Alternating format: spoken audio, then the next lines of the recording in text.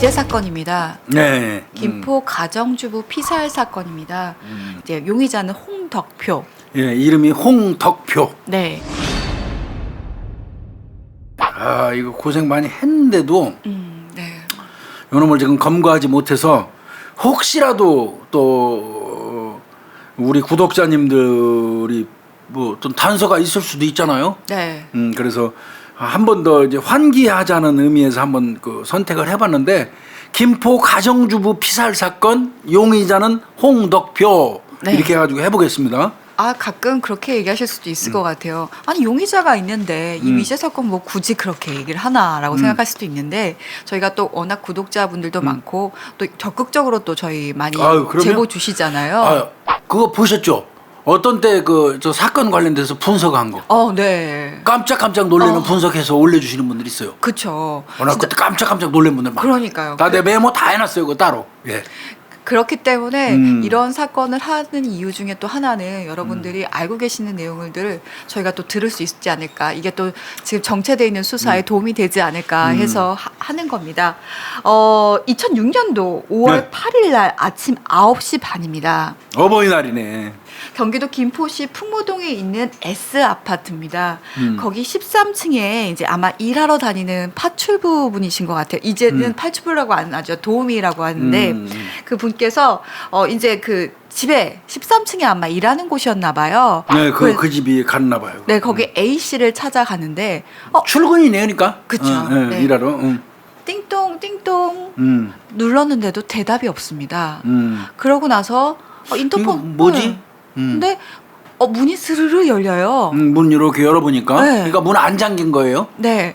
안으로 들어갔더니 그때 A 씨가 사망해 있는 것을 발견하게 됩니다. A 씨가 갖고 집주인 30대 주부 그 피해자가 피범벅이 돼서 바닥에 쓰러져 있는 거죠. 네. 목에는요, 그 목욕 쓸 때 하는 타올 있잖아요, 교수님. 목욕용 타월 이렇게 네. 이렇게 하는 거. 네네.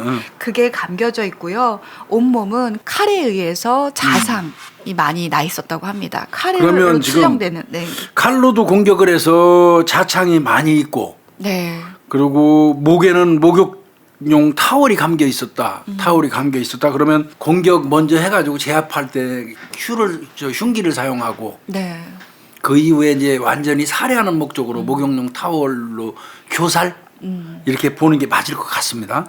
이거 뭐 현장에 경찰한테 신고가 됐겠죠? 그래서 도착하자마자 경찰은 감식을 했습니다. 그러니까 첫째 아파트에 그것도 9시 반경에 누가 출입해서 그렇지. 네, 살해를 했다 보니까 가장 크게는 두 가지로 생각할 수 있는 거죠. 강도 목적. 그리고 또 면식범에 의한 원한.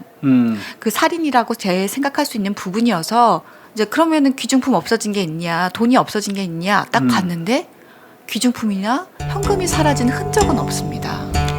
근데 이제 우리가 여기서 하나 반드시 깨고 넘어가야 할 건 있어요. 일반적으로 현장에 들어가가지고 옆에 있는 돈, 뭐 지갑에 있는 돈도 안 가지고 왔는데 무슨 강도냐?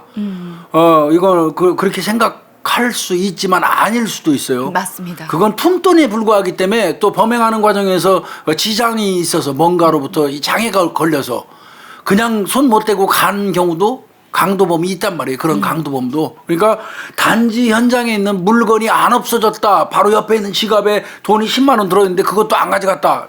저 비싼 금반지 끼고 있는데 그것도 안 빼갔다. 그러니까 이건 강도라고 보기 어렵다. 이렇게 단정하면 안 됩니다. 맞습니다. 네, 그건 안 되고요. 그 바닥에는 그 마시던 커피가 이렇게 막 흘려져 있다고 그래요. 네. 그래서 혹시 이제 또 같이 커피 마셨나? 아는 사람일까? 그래서 또 면식범 쪽으로도 또 생각을 한 것 같습니다. 경찰이. 일단 침입 흔적은 별로 없어 보이고 안에 커피가 마셨던 흔적은 보이고 돈이나 귀중품이 사라지지 않은 거는 확인이 된 상황이었습니다.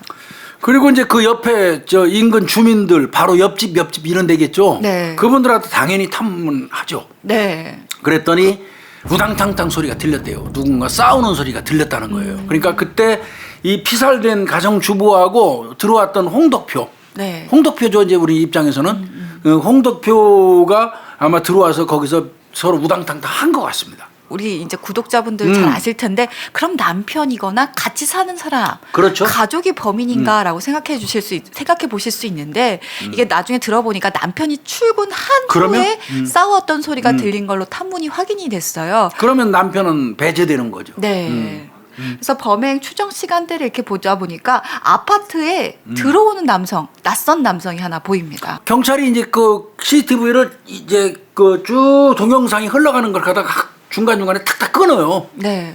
스톱. 정지 동작에서 옷. 그 다음에 그 사람 얼굴 클로즈업. 또 보다가 끊고 또 정지시키고 보고 이러는 과정에서 뭐가 나왔냐면 그 CCTV에 그 남성이 입고 있었던 옷이 네. 사실은 현장에서 피 묻은 채 발견된 남성의 옷이 한 벌 있었어요. 점퍼가. 네. 그거하고 같은 거예요.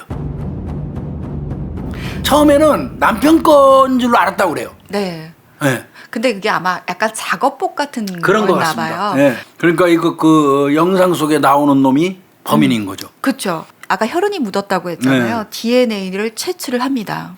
뭐 혈흔이야 피해 여성으로부터 칼에 찔려서 묻었을 수 있죠.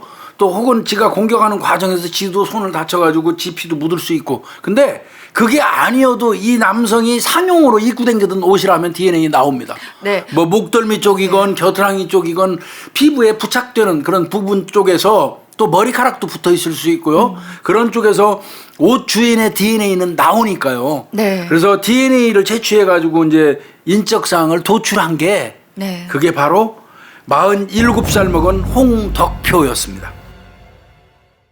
그렇다면 이 홍덕표라는 사람 어떤 사람인가? 혹시 이 피해자와 연관이 있는 건가? 조사를 하다 보니까 그 피해자가 최근에 아마 이사를 왔나 봐요. 네, 그 집에 이사 근래에 왔대요. 네, 근데 그 이삿짐을 옮겨주던 사람 중에 한 명이 바로 이 홍덕표였습니다. 일용직 노동자라고 그래요. 네. 무직이고요. 네. 요 놈이 카지노를 전전한대요. 직업도 없는 놈이. 그래서 거액의 채무를 지고 있다고 그러는 거예요. 그래서 이제 경찰이 최종적으로는 이건 강도 목적의 침입이다. 이제 이렇게 봤던 것 같은데 뭐 단정할 수는 없겠죠. 네. 왜냐하면 최근에 이사 왔다 보니까 이삿짐을 나르다 보니까 분명히 이게 이사를 하다 보면 이 집안의 특성을 알게 되잖아요. 뭐 남편이 몇 시에 출근하는지 아니면 알죠, 뭐. 이 여성이 혼자 있는지 안 있는지 알 수 있게 되잖아요. 그러다 보니까 그 목적으로 강도 목적으로 여기 침입한 것이 아니냐라는 추정을 했었던 거죠. 거기다가 이제 뭐 무직에다가 카지노 도박파는 돌아다녀야 되고 네. 빚은 져 있고 그러니까 금전적으로 경제적으로 쫄리니까 범행했을 개연성이 높다. 이제 경찰은 이렇게 봤는데 경찰이 아까 제가 말씀드린 것처럼 다양한 방법으로 뭐 주거지, 이 홍덕표의 가족 관계 뭐 등등등 심지어는 뭐 초등학교 동창까지 추적하고 했는데도 휴대폰도 그날 이후로 사용한 적 없고요. 네. 아예 어떻게 보면 세상 속에서 사라져 버렸어요. 그래서 이거 홍덕표가 너무나 오리무중이 돼 버리니까 경찰이 공개 수배까지 하면서 추적을 했어요. 공개 수배도 했습니다. 그런데 사건 발생 지금 2006년도니까 지금 그러면 15년. 네. 15년이 지금 넘었는데도 검거하지 못하고 있는 그런 상황입니다. 이거 참 정말 답답한 일이죠. 네. 그러면 홍덕표는 좀 이런 얘기를 좀 우리는 해보고 싶어요. 지갑에 있는 현금하고 신용카드를 놔두고 그냥 갔단 말이에요. 네. 그럼 이거 뭐 사전에 얘기했습니다만 강도의 목적이 아니지 않았을까 이렇게도 추정할 수 있겠잖아요. 그러니까 혹시 아는 사이라서 무슨 특별한 무슨 문제가 있어갖고 살해한 게 아닐까 이렇게 생각할 수 있잖아요. 근데 저는 결정적으로 본인의 옷을 두고 갔다라는 거예요. 그러니까 옷을 두고 가는 범위는 없거든요. 이게 네. 잘 짜져 있는 계획범인 같으면 저는 오히려 강도 목적으로 살해까지는 아니고 강도 목적으로 들어갔을 가능성이 컸다라고 보거든요. 그런데 그것이 예상치 않게 살인까지 이어졌고 자신도 경황이 없다 보니까 자신이 결정적으로 범인으로 지목될 수 있는 옷까지 두고 올 정도로 정신이 없었기 때문에 뭐 현금이나 아니면 귀중품을 챙길 만한 여유가 없지 않았을까라는 생각을 해요. 그런데 이런 생각은 안 해봤어요? 사실상 이삿짐을 날라주면서 이 피해 여성하고 안면을 익힌 사이였다면 네. 이미 강도 목적으로 그 집에 침입하는 순간 그 여성은 솔직히 말씀드려요. 살기 힘들어요. 면식범이면은 반드시 죽이거든요. 네. 바로 저 강도짓 하고 나면 내가 이삿짐 날라주던 사람이라고 저 얘기할 텐데 살려두고 가겠습니까? 그래서 제가 볼 때는 이 피해 여성 집에 이놈이 어떤 강도 목적으로 들어왔다 손 치더라도 또 소기의 목적을 달성하지 못했다 손 치더라도 이 여성은 살려주지 않았을 것 같아요. 그런 부분은 좀 있지 않겠어요? 네, 그리고 일단은 칼에 의해서 자창이 생긴 거라고 예상이 되는데 칼은 지금 현장에서 발견되지 않았고 그러니까요. 본인이 갖고 왔던 걸로 일단은 제가 봤을 땐 추정이 되거든요. 그래서 이제 문은 열어줬다고 봐야 되는 게 맞겠죠? 네. 그렇죠? 네. 근데 그거는 사실 교수님 교수님 말씀대로 안면이 있다 보니까 제가 그날 어쩌고 하면서 네, 혹시 그 위치 같은 거 틀어진 건 없으신가요? 뭐 불편한 건 없으신가요? 아니면 제가 물건을 두고 온 것 같은데요.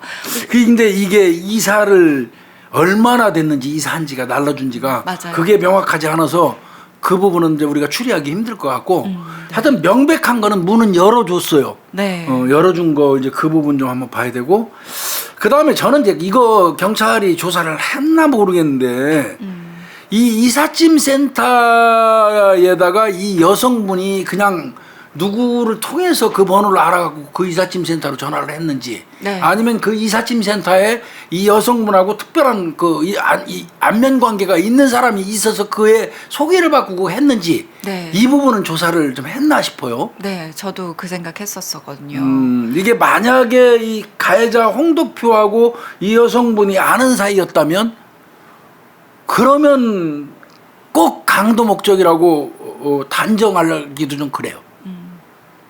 아니 뭐 이미 아직 검거하지 못한 사안을 가지고 추리할 필요는 없는데 그럼에도 불구하고 의문이 가는 거는 사실이니까요. 네, 맞습니다. 왜냐하면 사건에 있어서 범행 동기는 굉장히 중요한 부분이거든요. 그러니까 이 사건은 용의자는 오히려 명확해졌지만 범행 동기에 대해서 명확하지 않다 보니까 이제 이런 범행 동기에 대한 추정을 하면 오히려 이 범인에 대해서 사실 이 행적이라고 해야 되나요? 지금 잡을 수 있지 않을까라는 추정 때문에 사실 범행 동기에 대해서 많이 생각해 보게 되죠. 그러니까 이삿짐 센터 얘가 단지 이삿짐 센터에서 일용직으로 일을 하다가 그 이삿짐 센터 지시를 받고 그 집에 와서 짐을 날라준 것인지 안면이 있어서 또 이 저 피해자가 그 홍덕표한테 부탁을 해가지고 걔가 온 것인지 이런 것 등등도 사실은 조사가 될 필요가 있다. 검거를 전제로 해서 말씀드리는 거예요. 언젠가는 살해 동기 따져야 될 거니까. 네. 그 다음에 제가 볼 때는 아까도 말씀드렸지만 현장에다 옷을 두고 갔어요. 네. 이거는 사전에 계획하고 침입한 거라고는 저는 안 보여지긴 하는데 어떻게 생각이 들어요? 이거는 저는 이거 참. 오히려 피해자의 반항이 생각보다 거세서 네, 거셌기 때문에 당황스러웠고 그렇기 때문에 이 옷이라든지 이런 부분들이 자신이 미처 챙기지 못한 게 아닐까라는 전 생각을 하거든요. 그러니까 계획 하에 어떤 형태로건 어떤 계획하에 그 집에 침입 맞아요. 내가 볼 때는 일단은 아는 집에 갔다는 순간부터 계획 범죄거든요. 이거는. 네. 그래서 저는 이제 근데 그게 자꾸 상충이 되는 거예요. 아는 집에 찾아갔다는 것 자체가 이미 계획범죄라고 추정이 되는데 한편으로는 네. 근데 다른 한편으로는 계획범죄 치밀하게 간 놈이 치밀하게 하고 범죄 현장에 간 놈이 절대 옷 벗어놓고 안 가거든요. 또 이게 상충되잖아요. 하나는 계획범죄가 아닌 걸로 보이고 하나는 계획범죄로 보이거든요. 그래서 이게 좀 저는 약간 헷갈렸었어요. 일단은 약간 충동적인 거라는 생각이 드는 게 도박에 이만한 빚을 지고 있다라고 하면 일단 좀 굉장히 충동적인 사람일 거고 그다음에 무직으로 일용직 노동자로 하나하나 살고 있는 거잖아요. 그랬을 때는 어떻게 보면은 체계적인 인물은 아닐 거라는 생각이 들었었어요. 성격 자체가 네. 성향 자체가 네, 일단 제가 홍덕표라는 인물을 되게 알 수 있는 정보가 제한적이지만 그런 사람이다 보니까 일순간으로 내가 돈이 궁했을 때 내가 빨리 이걸 해결해야 된다고 한다면 제일 먼저 생각났던데 가장 쉽다라고 생각하는데 그냥 갔을 그치. 거라는 생각이 들어요. 네, 그래서 이 이들이 계획하는 게 우리 일반인들이 계획하는 거랑은 좀 계획의 질이 많이 떨어지더라고요. 그러니까 사실은 계획이지만 우발적인 거네. 엄밀히 얘기하면. 네, 그러니까 어떻게 보면 충동적인 네, 거네. 가는 거죠. 근데 이제 뭐 흉기를 들고 어쨌든 범죄를 할 마음으로 갔다 보니까 이건 계획인 거잖아요. 그래서 그 상황 속에서 벌어지는 것들에 대해서 일어날 수 있는 것들을 다 예상하고 가는 게 아니라 그냥 자기 목적만 향해서 가서 이 벌어지는 일들에 대해서는 자기도 당황스러우면 그걸 이미 처리를 못하고 오는 경우, 저는 그런 범죄자들을 좀 봐가지고 혹시 그거 아니었을까라는 생각도 했어요. 그 애매한 성격 이런 게 수사관들이 헷갈리거든요. 네. 그래서 우연하고 우발적인 것과 계획적인 것이 같이 나올 때는 그래서 저는 항상 피해자고 피의자, 그러니까 용의자들을 같이 봤었어요. 그러니까 범죄자가 이렇게 딱 드러나는 경우는 사실 알잖아요. 아, 이 사람이 어떤 특성을 갖고 있으니까 이랬을 수 있다. 아니면 뭐 범인이 밝혀지지 않았을 때는 피해자의 반항 정도나 피해자 성격 같은 거를 보면 이 사람이 어떻게 대응했을 거라는 것들이 그림이 그려지는데, 저는 그래서 홍덕표라는 인물을 좀 보다 보니까 이거는 분명히 계획해야 들어갔지만 자기가 이 모든 부분들을 머릿속에 담고 가지는 못했겠구나라는 생각을 했어요. 그래서 사실은 이 추적할 때도 그런 거 추리가 잘 돼야지 연결고리를 찾아갖고 효율적으로 이 사람을 추적할 수 있어요. 근데 이제 뭐 현재 15년이 넘도록 이놈 지금 검거하지 못하고 있으니까 수사는 열심히 뭐 안 했다고 말 못하지만 궁극적으로는 효율적인 수사를 한 거라고 보여지지도 않아요. 네. 이런 저희가 가졌던 의문점은 뭐 당연히 아마 그 당시 수사관들도 가졌겠죠.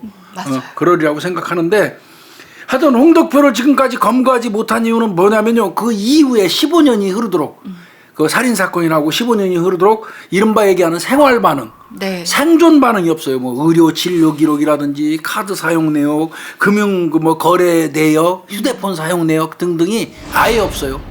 지금 15년이 돼 있는데, 근데 이거 대한민국에 살아간다면 이게 없을 수가 없어요. 네, 그리고 교수님 항상 말씀하시는 것처럼 밀항을 하려면 돈이 있어야 되고, 돈이 있어야죠. 네, 그리고 또 거기에 대한 뭐 연줄이라든지 사실 이런 게 있어야 되는데, 이 홍덕표라는 인물이 사실 그렇게 돈이 있거나 아니면 이렇게 연결되어 있는 연줄이 있어 보이는 사람도 아니라는 거죠. 만약에 또 살아있으면서 범행을 했다면 네. DNA가 확보돼 있기 때문에 바로 잡혀요, 재범하면. 네. 그렇죠? 네. 그러니까 지금 15년 이후로는 얘는 어딘가 세상 속에서 사라졌어요. 네. 그러니까 재범도 안 하고. 그러면 아까 이제 밀항 얘기는 아주 극히 희박하지만 소설을 쓴다면 얘가 카지노 맨날 산대잖아요. 그러면 얘가 혹시 카지노 같은 데 가서 뚝딱 돈을 왕창 벌지 않았을까?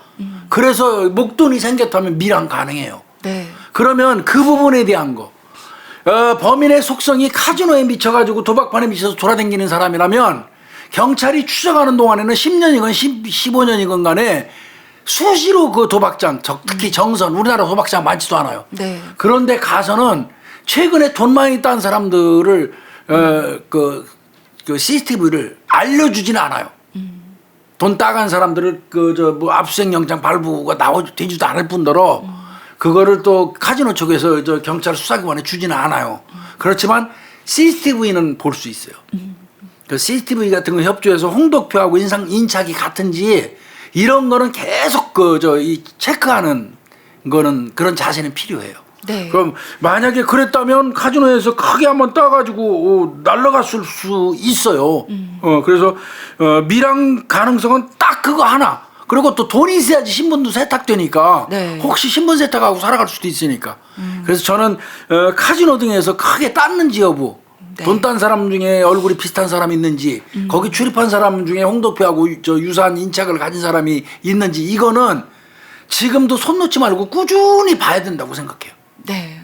거기서도 아예 그 사람 흔적이 사라졌다면 저는 이 사람 세상 사람 아닐 가능성이 더 높다고 봐요. 그렇죠.